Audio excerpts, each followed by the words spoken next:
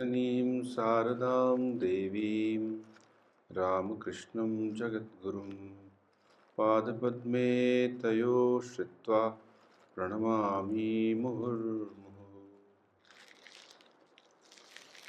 So practically this is our last session of discussion.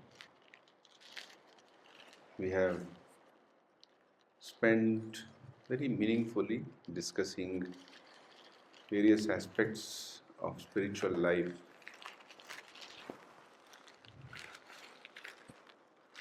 One thing we might ask ourselves, what is the difference between religious life and spiritual life?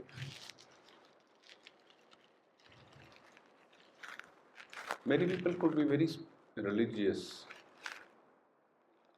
In one sense, they are very um, people with lot of shraddha, lot of rituals, nishtha. They may be going to certain temples again and again. But what might be missing in them is that they may not be clear about the goal of what they are doing. They might be doing it to fulfill their certain desires.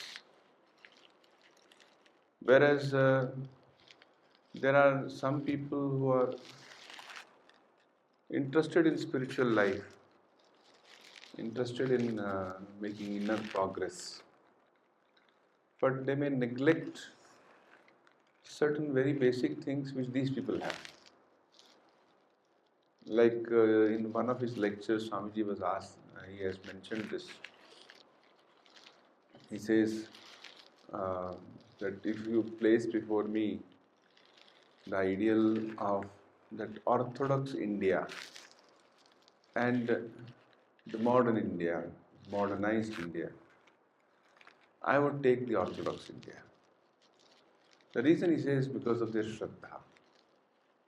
So they have Shraddha, that is something great. But they may not be actually really aware. That's why in the Upanishads there is a verse which says that whatever is done with Shraddha, with Upanishada, Satu Viryattaram Bhavati.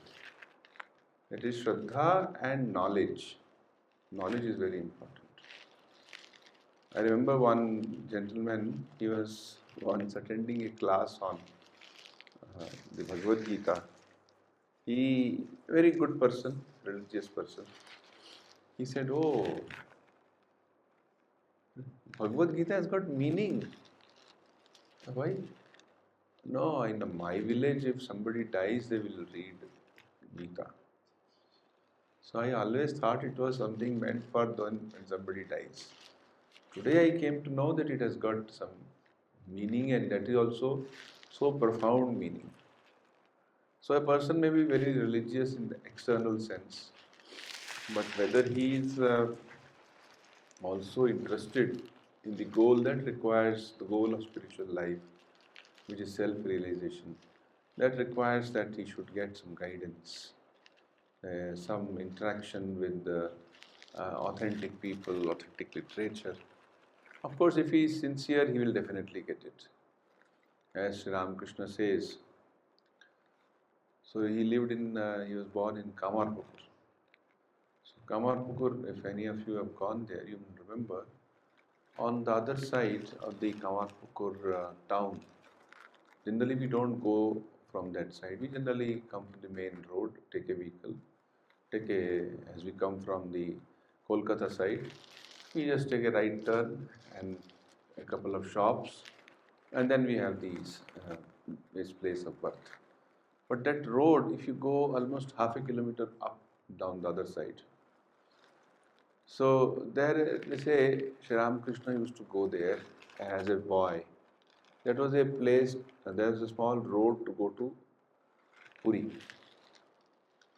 So he says that suppose somebody wants to go to Puri, so he has to go in one direction, but instead of that he has gone in the other direction, wrong direction. He says, but if he is very sincere about it, after going for some time, somebody will guide him. Hey, this is not the way. You should go the other side. So he will go. Same way, if a person can, if he is sincere, he will get guidance. So, the religious thing, as Swamiji said, temples, rituals, dogmas, churches, they're all but secondary details. What is the primary detail? The self-realization, or each soul is potentially divine.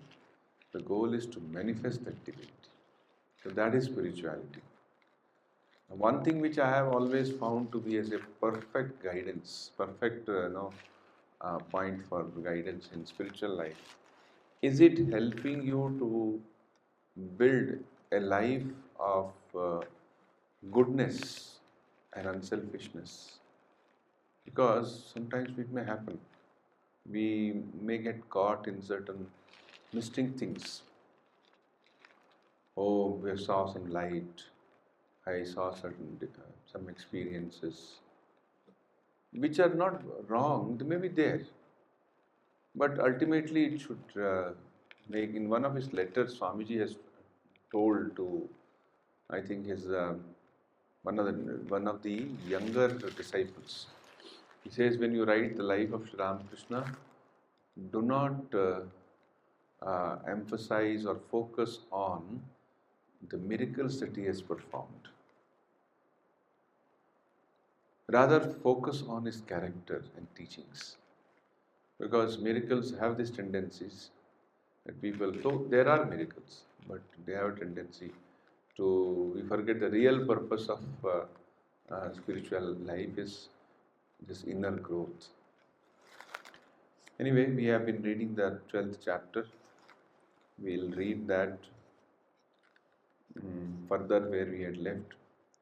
One thing is that almost every shloka is so beautiful, so remarkable.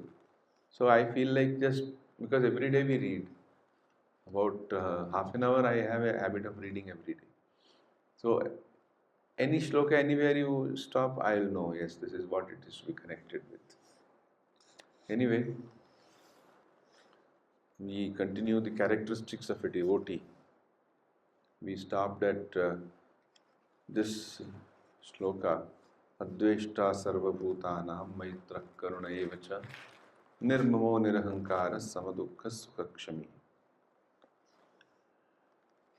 14th shloka says, the next one, Santushta satatam yogi yatatma dridhanishchaya mayyarpita mano buddhi yo madbhaktaha same priyaha. He is always satisfied, santushtaha. Satatam yogi. Actually, satatam is to be used not only for yogi, for santushta also, yogi also, yatatma, dridhanishchaya. Satatam is always. So he is always satisfied, a yogi, and controlled in mind, firm in resolution, and with mind and intellect immersed in me. Such a devotee of mine is dear to me. Santoshaha is one of the qualities discussed in the Yoga Sutras. 5 yamas and 5 niyamas. In one of the niyama is santosha. Now, what is santosha? Once the Holy Mother said there is no greater virtue than santosha. And she herself had that, her life, there's one nice incident, how she would remain satisfied with the minimum. When she was in Udbodhan, so in those days, Udbodhan, there were other ladies also. And those were the days when there was no plastic things available. Everything was made of wood. There was a small comb over there, a wooden comb, which she used to use. And not only she would use, there were other 5-6 ladies like Yogin Ma, Gulab Ma, others, they also would use same comb. So one day, I think it is Yogin Ma who takes that. It was slightly broken. She said to mother, see, this broken comb. Why can't you get a new one? You initiate people, there are so many people who are your disciples. Why don't you get some more? Mother took it and they saw it on both sides. No, this is sufficient. She was herself like, embodiment of Santosha. If she wanted, she could ask many things. She would not. When she went to Rameshwaram, she went to South India in 1911. So Rameshwaram temple is a royal temple. It's a huge construction now. If you go and see, there are other corridors also which are ready. So there she is coming, that was known to the Raja of Ramnad. The Raja tradition of that area, they were like large zamindars, but they were treated as kings. There is no Setupati dynasty because they are supposed to protect that area where Rama Setu is made. So Setupati dynasty. So Bhaskar Setupati was a disciple of Swami Vivekananda. Swamiji had stayed in his palace. Twice he had come there. And he was himself very devoted when Swamiji he came to India after the west, visit to the west. First he came to Colombo, and from Colombo he went to Jaffna, which is in Sri Lanka itself, and from there he took a small boat, and then another small boat, and from there he was to land in a place which is recently Modi ji went there, Pambam. Pambam is a place. So Raja was present there. They say Raja was, he said, Swamiji, as you come out of the boat, I'll put my head down. You first put your leg on my head and then you get down. Of course, Swamiji did not agree to it. He said, no, Raja is Raja. He should not do this. But he got down there. And then later Swamiji was in that buggy, that horse-drawn carriage. And Raja himself actually, along with others, he pulled it, removed the horses and pulled it. So he was so devoted. So when the news came that Holy Mother is coming to Rameshwaram, that was several years later. This happened in 1897, around 14 years later, 1911. Holy Mother has gone there. So when they learned, they said, oh, the great Guru is coming, which means Mother is coming. So please open. He told the palace people, open they have a treasure, khajana, and show it to Mother. So it was done. Mother saw it. First of all, she was allowed inside the Rameshwaram temple, main Garbhagraha, which is perhaps the only time, as far as we know, some lady is allowed inside. They would not allow anyone. And Mother went inside. It's a beautiful old temple, And this present temple was built in the 12th century. And when she went around it, Khajana, the royal treasure, along with her was Radhu. And Mother is praying, oh, because she has no desire, but Radhu should not get any desire. And fortunately, the prayer worked. There were so many things there. Even now, that is maintained. There is of course, they may have their own things. Now, certain things must be put in the bank and all that. A lot of gold and a lot of diamonds. When Mother saw everything and she did not take anything, then they said, Mother, you won't take. No, I don't want. If Radhu wants anything, she can take. And Radhu also saw the divine play. She said, oh, my pencil is broken. I want a pencil. Mother took a sigh of relief. And of course, one of the staff went and brought one pencil for her. So she was so much santosha was there. Samyak tushyate. It is santosha. That which really gives you an inner happiness. That is santosha. It is one of the qualities which it is said that a monk or somebody who is interested in that kind of serious spiritual life must develop. I saw one book, very interesting, Living Like a Monk. Some popular author has written. So yes, he had not living, thinking like a monk. Idea title is very nice. Inside, of course, he has made his own attempt. Santosha is one of the niyamas because that keeps the mind under calm. So again, the question comes, there is a question of greed and need. Greed we should avoid, need we have to fulfill. So for that, we certainly somebody wants to live in a very clean atmosphere. Suppose he goes to a hospital, wants to. I don't think anything is wrong in that. But otherwise, suppose he goes on adding things to his life, there's no end to that. So one of the things which a devotee must develop is santosha. Then yogi, he is always a seeker after the goal of yoga. Yatatma, yat means to control, to make an effort for control. Yat. So he is always interested in yatatma. Being yatatma means one who is controlling his mind. Because the word atma can have different meanings. Main meaning is, of course, our divine core. But mind, body, senses, they also sometimes translated as atma. And dhrida nishchaya, he is of a very firm resolution. One of the characteristics in the Khandana Bhavavandana as we chant every day, this is dhrida nishchaya. I think towards the end, one line Swamiji has described, dhrida manas, his mind was very strong, very firmly established. And mayi arpita mano buddhihi yo mad bhaktas same priya. He has offered his mind and intellect to me. Such a devotee is indeed dear to me.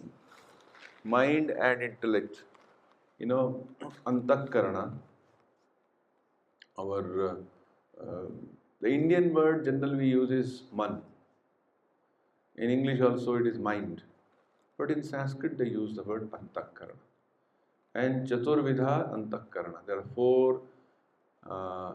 four functions of the antakarana, or four ways you can look at it. First is manas, chitta, then manas, then buddhi and ahankara. These four things are what we call as mind. So what is chitta? Chitta is the memory a person has got. So moment we see something, it enters through our senses, through the eye we see some world. So through that eye, one image is entered into our mind, and the chitta it has entered. And in chitta there will be a memory is awakened.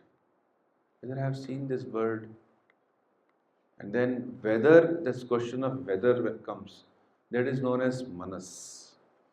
Then it is also the repository of all samskaras, old memories and samskaras.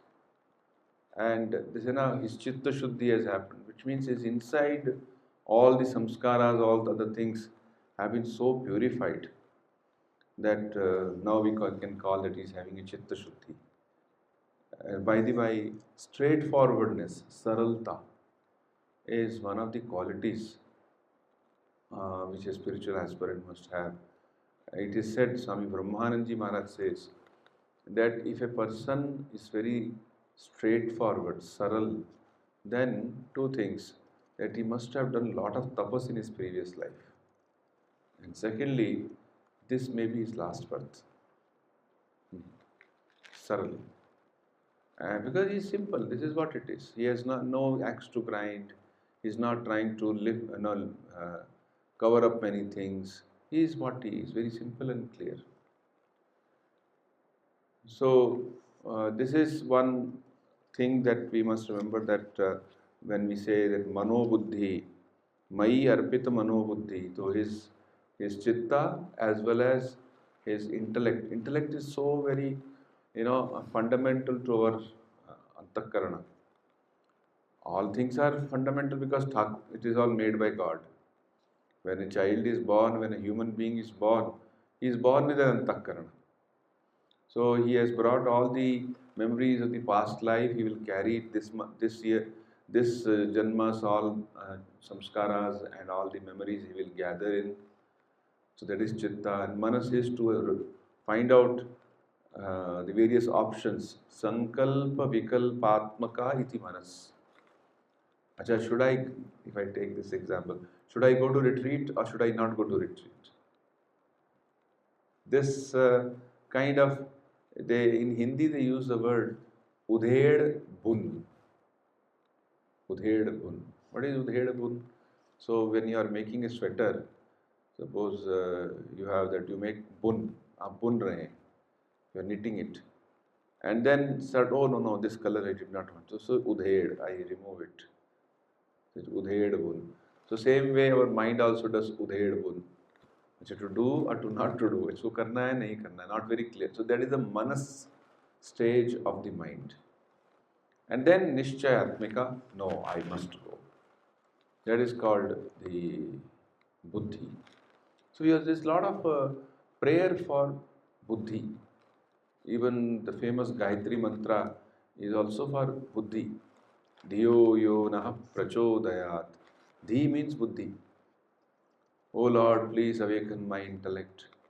Please make my intellect free from all unnecessary influences. May it be pure, may it follow what is right. So that's why the Gayatri mantra is chanted. It is only to invoke the intellect in us. Because intellect can also be under the influence of samskaras. So we say, let our intellect be awakened. And then it gets hooked with the sense of I. That's called ahankara. That also is there. It is also part of the antakarana. One place, I think the Vachnamrit, Thakur says, if absolutely there is no ego there in a person, he cannot survive. He will die. So there has to be some ego. He says kachami and pakami. So kachami is the ami which is related to or which has become one with the worldly things. It has become so identified. But pakami is that, say, I am a devotee, I am a sadhaka, or I am an instrument in God's hand. So pakami has to be there. If no ami is there, then that individuality, an individual sense of being an individual will be lost. So then the person cannot carry on his life at all. So it is very important that a sense of I is there, but it should be a matured I. Further, Sri Krishna says, he from whom other people are not disturbed. Yasman no dvijate loko. Loka no dvijate chayaha. And he who is not disturbed by other people. Parasparam. Harsha amarsha. Who is free from delight and dissatisfaction. Bhayo dvegaihi. Fear and udvega. Concern is it is given here, anxiety actually, is such a me priyaha. So these are also characteristics of a devotee. In his famous sentence about such a thing, in the second chapter of the Bhagavad Gita, Acharya Shankara makes a statement when it comes to towards the end, Shloka 56 or so. He says where he is describing about a buddhi which is sthira, which is very, very established. And in that he makes a comment. He says, what may be something very natural to a man of realization? Maybe a man who has not reached that, it may be his practice. It may be very natural for him that he is harsha, marsha, bhayo, dvegai, mukto. I am not free from that, mukto. but that could be my practice. So, one who is not disturbed by the word. Now, not being disturbed by the word is a very important mental exercise, because we are disturbed by the word and we also disturb others. Lokan no dijate cha. One who is not disturbed by others means he has got a profound inner wisdom and he has learned not to get affected. So that is a quality. See, we are saying devotee. Devotee is very simple. He should only feel I am having devotion, love. But here, Lord saying all these qualities, that you must have the inner. You must know, "Acha, this is what it is. This is how it is."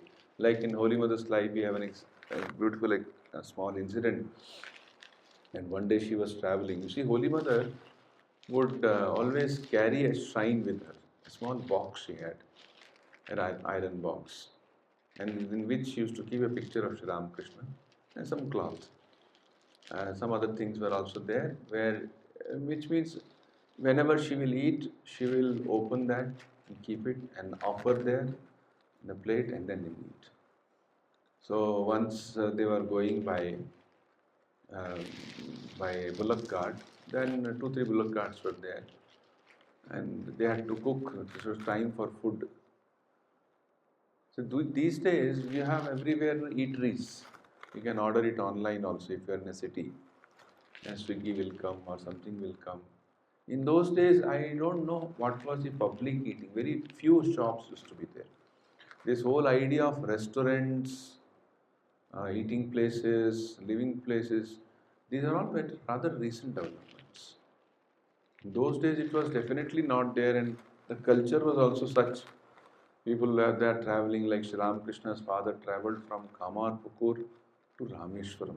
1 year it took him to go and come back.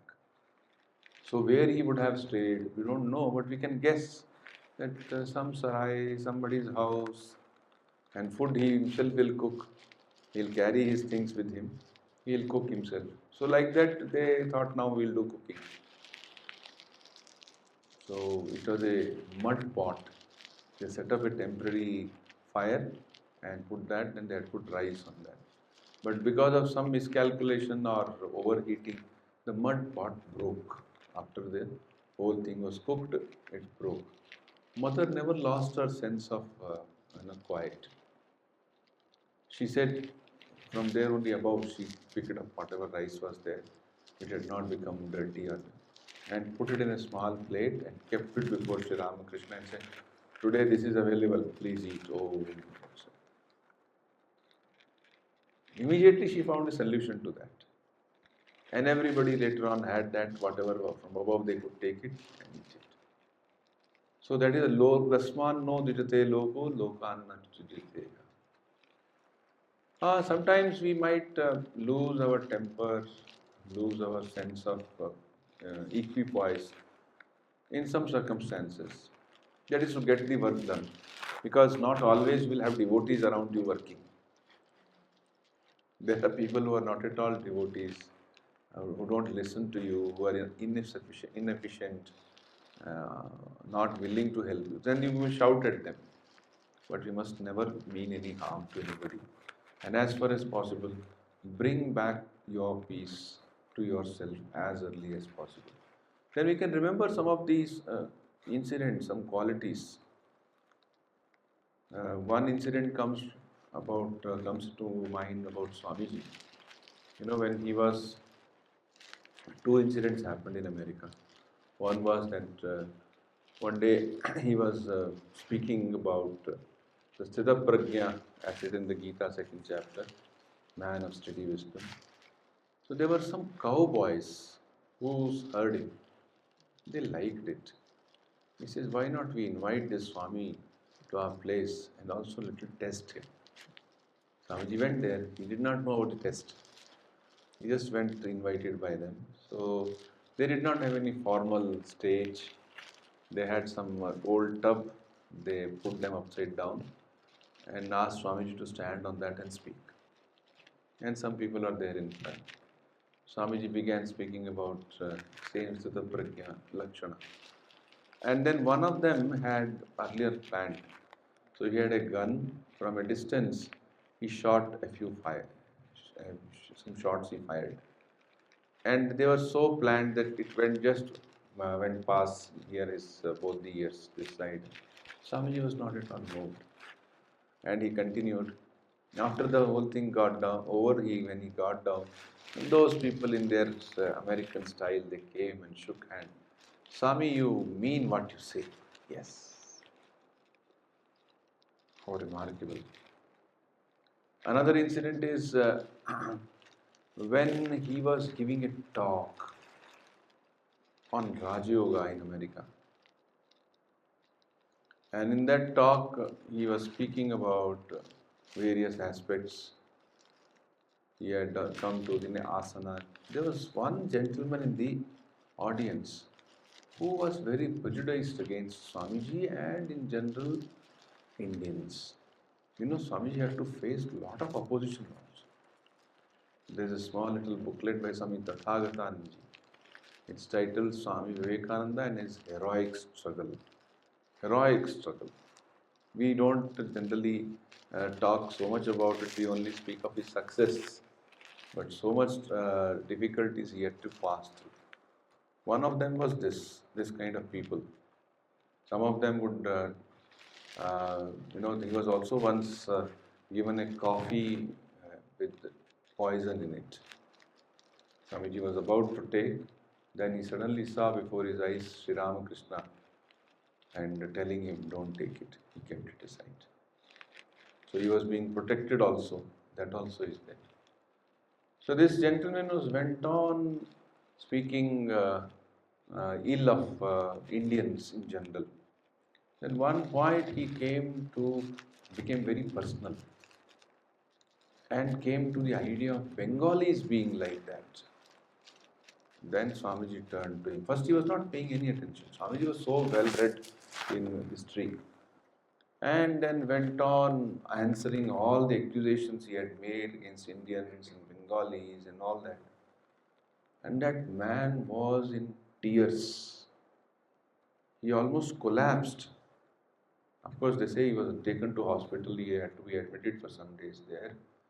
And then that episode, as soon as got over, Swamiji turned to the lecture and said, so we were discussing about pratyahara, as if nothing had happened.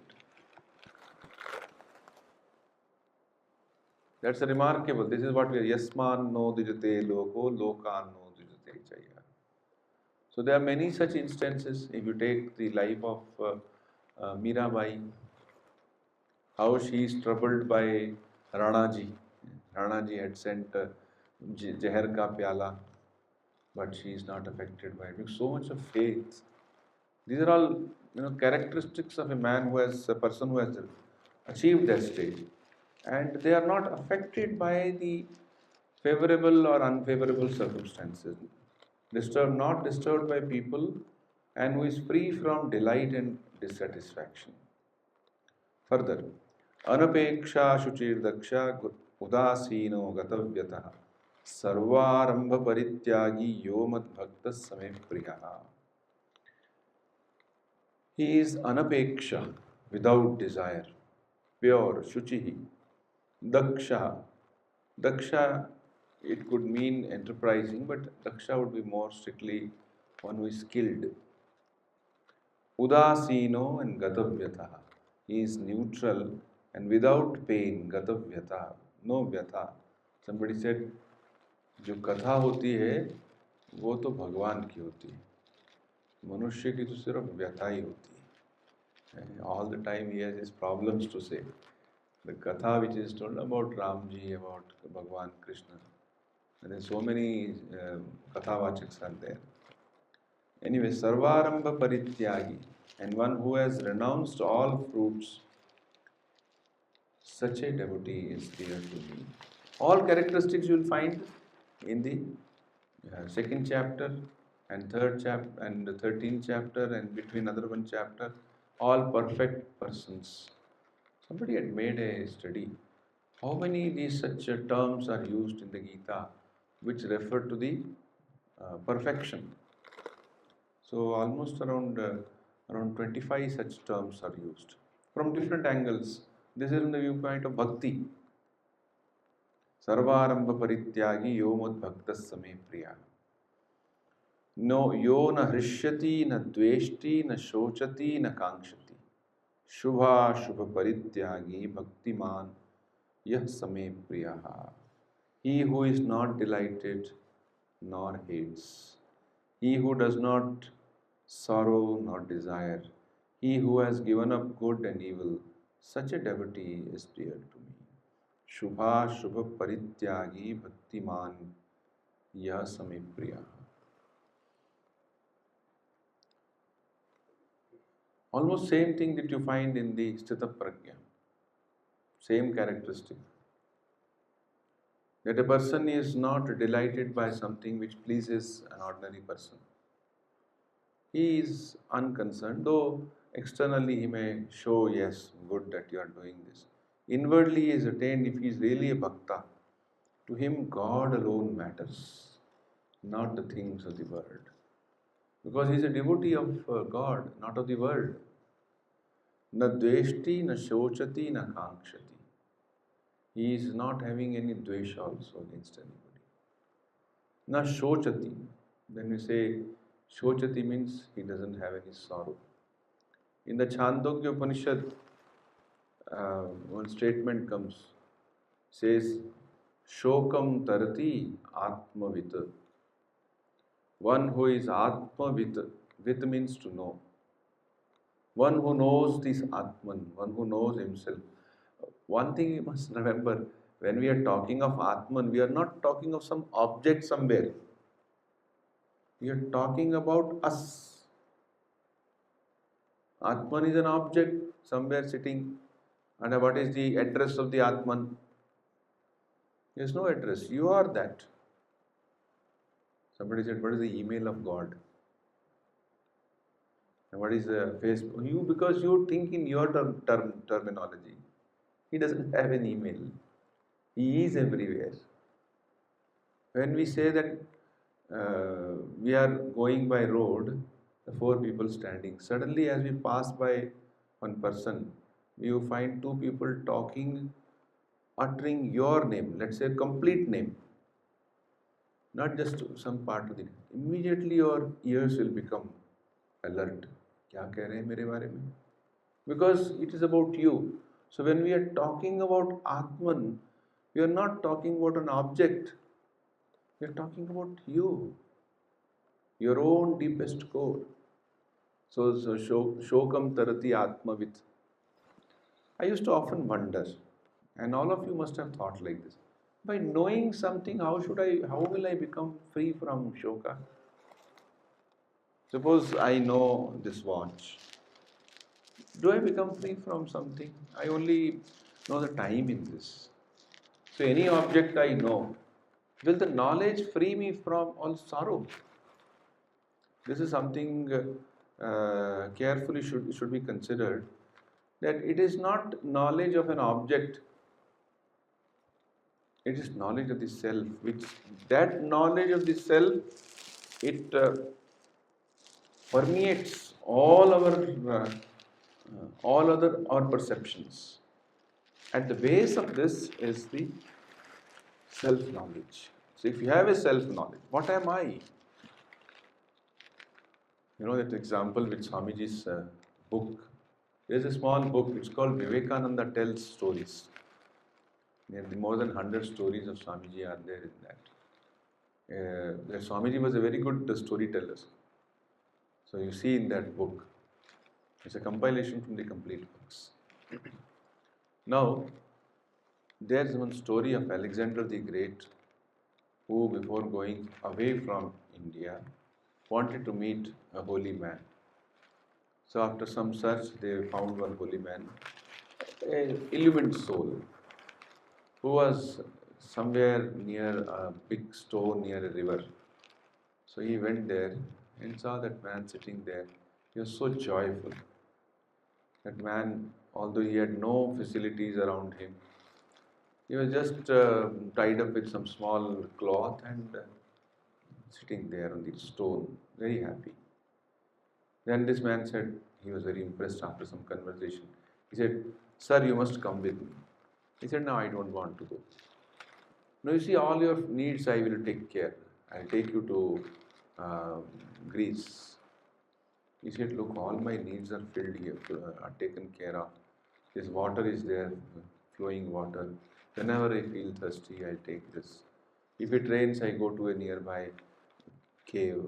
If I feel hungry, then there are fruits nearby and these various trees. So I don't have any fear. I don't have any requirement." Then he became very angry. He said, "You must come." He drew his sword out and said, "If you don't come, I'll kill you," because his ego of the king is hurt. Okay, I'm saying still he's not coming. Then, as he said, he took out his sword and said, "I'll kill you." Then man started laughing. "Why are you laughing?" This is one of the greatest lies I've ever heard. You can't kill me. You can kill my body, but not me. I am that eternal one. I'm never born, never dies. This experience is also there in the Islamic tradition. Let's say about 1,000 years back, 1,300 years back, there was a person by name Mansoor who had this experience that I am that, Anal Haq. And when he said Anal Haq, they told other people, they don't say all this. They are actually going for a Bhandara, in our language, Bhandara, a feast to the local king had organized. But somehow feeling will come to him and he will say Anal Haq. So once when he said this Anal Haq, and the Raja was there, he said, "What? Blasphemous? How sacrilegious? How can he say he is that?" Because their idea is the idea of the Dvaita. God is different, I am different. The Advaita idea was not clear to this Raja. So he said, "Stop saying this." He kept quiet, but again it came. Then they actually asked him to stop it and then put him in jail. Later on, some sabha was held and they sentenced him to death. He was actually cut to pieces every time. What do you say? Say Anal Haq. No, because he was a man of realization. But later on, this whole idea seems to have been lost. The way maybe his tortures, etc., did not allow any other person who had such experience to say it. But this is a very painful story which appears in the. I have heard it from 2 or 3 monks. Shokam tarati atmavit. The atmavit is free from shoka. Here also it is the same thing. Yo na hrishyati, na dveshti, na shochati, na kankshati. Shubha shubha parityagi bhaktiman samapriyaha. Samashatrau cha mitre cha tatha manapamanayo. Shita ushna sukha dukkheshu samaha sangha vivarjitaha.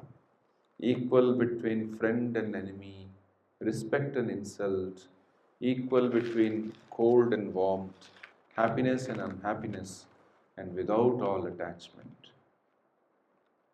Next one also is almost same. Tulya ninda stuti mauni santushto yena kenachit aniketa sthiramatihi bhaktiman me priyo naraha. Alike between criticism and praise, restrained in speech, satisfied with whatever is obtained, without habitation, and controlled in mind, such a devoted man is dear to me. Some of these things, these qualities, the spirit must be more clearly understood than to take them very, just by letter. I'll give one example. We read life of Swami Vivekananda or Adi Shankaracharya, especially young people who have got some vairagya. So to begin with, they feel very interested. You see, going around Parivrajaka. So nice it is. No care. Today I am here, tomorrow I am there. It looks very nice, it looks very poetic. But actual reality when you go, it's not it's that poetic, not very pleasing. Swamiji's life itself, it is given how he would say that food is not sure what food he will get. So today he may get food, then after next time he may get food after 2 days. And the next food that he gets may be full of chili, vada usme masala hai. Sometimes it has happened, his stomach went out of order. So practically what is it that you are seeking? As an ideal it is wonderful. So practically we should remember that we take the spirit. That is why Swamiji made the Ramakrishna mission such a great thing for us. Most of the people we are here, we are so grateful. And we have nearly 1,500 monks are there in the Ramakrishna mission. One day I was thinking and I was sharing with other monastics. See, all educated, culturally, refined people, sincere, they are seeking some spiritual aspiration. If the Ramakrishna mission was not there, where would we go? It was there. He had that seen through the future. And these days there are other things. People will ask, "Kaun hai tum? Tumhara Aadhaar card dikhao." They will doubt you. And terrorists are also there. They also wear this dress. So there is a question of identity, security, food, etc., etc. So it all looks very nice. So here also when he says Aniketa, he has no house. Aniketa means no house. So you should not take it. I personally feel it should be more in a sense of spirit of it that is being conveyed. Aniketa means he is not deeply attached to something. All right, something is there for living is sufficient, which is convenient for my sadhana, it's convenient for my basic needs, sufficient. And his mati, his mind is sthira. Yes, this is the ultimate purpose of my life. I have taken it clearly. I am not disturbed. There is a time when we get disturbed, especially by the arguments and by the ideas which others present to us. Some people may say, "Arey, what is it that you are doing? You are wasting your time. Why are you engaged in this line of thinking?" Then a person may get disturbed. Swamiji in his Raj Yoga says there are two types of literature. One he calls it as Vada Sahitya. It's a new term for us, Vada Sahitya. Vada means Vada Vivada. So there's a time when we want to, clarify our ideas. So read such books which will clarify your ideas. Take away all the arguments which others have placed in your mind, which in course of your development, course of your growing up, you have picked up from various people. Knowingly or unknowingly, we might have heard some arguments from someone who is actually, he is like what the Kathopanishad says, he himself is a blind and he is trying to lead you. Andhe naiva niyamana yathandha. He says, Dandramyamana parayanti mudha. He is like a mudha who himself is moving around. Swayam panditam manyamana. He thinks himself to be a great learned person. And then he says, Yathandha. Andhe naiva niyamana. Himself is dark and he is also taking you to darkness. Suppose we have heard such argument and we did not know that we are actually absorbing those ideas. Now at this stage when we discover it, we need some proper reading. We need some proper guidance to clarify that. Once that clarification happens, we need not read those books. I remember there was a doctor, so he used to read a lot of, these days books come, good books, self-help book comes, and the books which are also based on some scientific research, especially positive psychology. Many books are coming on positive psychology, or There's a famous book, it speaks of being, knowledge, and bliss. It's about the self. It's almost same as Sat Chit Ananda, the nature of the Atman.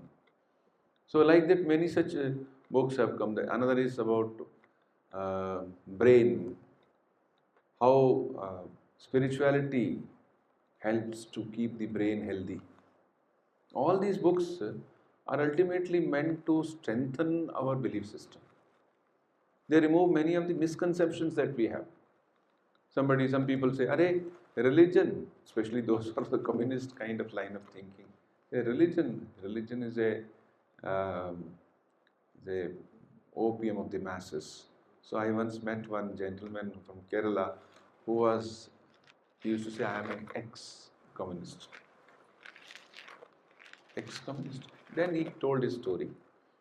And then he wrote one article also. And there he said, "Look, I say one thing, the religion may be the opium of the masses, but only enjoyment of the senses is a poison for everyone. So sometimes we can take some opium, no, it doesn't matter. But don't take poison." So that is his way of putting things. Which means there are so many types of, in Swamiji's Jnana Yoga lectures you will find. In those days, whatever Swamiji has, say utilitarian word he uses and other things, he has seen all that. So he will try to cut their arguments. If you go by what Acharya Shankara says, if you go by his bhashyas, he is, there is a Purva Paksha and an Uttara Paksha there, or Siddhanti. Uttara Paksha, Siddhanti. What he will say? He will take the argument given by some sect of Buddhism. There are so many sects in those days, say 7th century, 8th century, and their arguments. They say some 26 such sects were there. I think Swami Apurvanji's book on Shankaracharya gives the number of those sects. Even more, I think. So he will take up their argument. But he has not taken the argument of some of the people, let's say, who are following the Islamic line of thinking or communist line of thinking or other line of, because they were not there at that time. If Shankaracharya was to write a commentary today, he would take all that into account and he will answer that with his brilliant intellect. So at one point of time we need all this. Sri Ramakrishna says, if you want to kill yourself, you don't need many things. A blade is sufficient. A person can cut somewhere some vein, he will bleed to death over. But if it comes to, fighting with others, the other person will also fight back. So you need all this sword and shields. So you need the references from various books. This is what the science says, this is what the latest thinker says, what the psychology says, what the neuroscience says. It helps us to fight.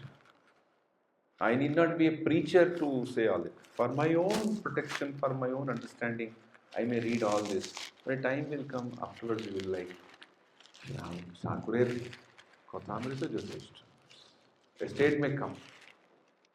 But for some people, especially the young people, they need all these books. They need all these argumentations to clarify their ideas. So these are some of the things we have read. We are almost come to the close of our session. This 12th chapter we have gone through, where all these qualities are spoken of. As a practice, as I discussed, 2-3 practices we have spoken of. Those who are initiated should regularly carry on their spiritual practices. Suppose somebody is not initiated, doesn't matter. He can repeat God's name, but let him sit and slowly try to get initiated, so that you will have a greater sense of stability. Swami Brahmanji says that unless a person gets initiated, he doesn't get inner stability in his spiritual aspirations. So, and then at the day end, we offer all our results to God. and also try to cultivate these virtues in our life. I think with this we can, and also come for such retreats now and then, as Thakur said. Right in the last shloka, because in previous verses, in previous verses, everywhere it says Bhakta Same Priya. But here it is Akhil. So is that the ultimate? Because nowhere Akhil is used. Akhil is used here in the last shloka. ये तु धर्म्यामृतमिदं यथोक्तं पर्युपासते श्रद्धाना मत्परमा भक्तास्तेतीव अतीव मे प्रियाः. Those who are devoted and look upon me as the supreme goal and worship according to this immortal dharma, Shraddhadhana Matparama Dharmyamritamidam. Okay. Such devotees are extremely dear to me. I think we should not go extremely, by the term extremely, too much. Only he is laying emphasis on this. The emphasis is that those who have got that complete Shraddha, Shraddha is something which takes time to take roots in our mind. First, at an intellectual level, we clarify many things. Then, as Buddha says, Shraddha awakens in us. Once the Shraddha is awakened in us, Shraddha is not just faith.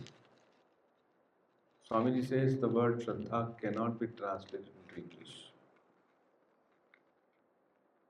The word Atman also he says you cannot translate into English. So, Shraddha is something which is a combination of several qualities. Faith is major, then you also have respect and love, and also a sense of boldness. श्रद्धा है, कितनी श्रद्धा है, देखा वहाँ पे चला गया वो. He has gone to that great height, so much Shraddha. Like Nachiketa, he had Shraddha. He had that courage to ask his father, whom you are going to give me. The story comes in the Kathopanishad. He becomes so brave. Without losing respect, he asks his father. He doesn't become disrespectful. So, Shraddhadhana matparma bhaktastetiva ativa. He is actually glorifying the idea of Shraddha, and also glorifying that those who are devoted to the supreme goal and worship. I met once a professor who was really very devoted, good man. He was teaching in IIT. He was sharing his personal experience.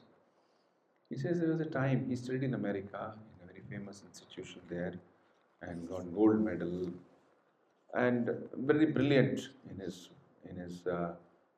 academic thing. He said, then I started doubting everything. And that made, I may be intellectually strong, but that made my mind so very restless, super restless. Then slowly I understood I need not question everything. A time comes when I have to accept certain things.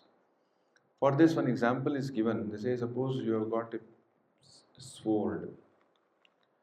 You can't sharpen the entire sword. The one place from where to hold it should not be sharp.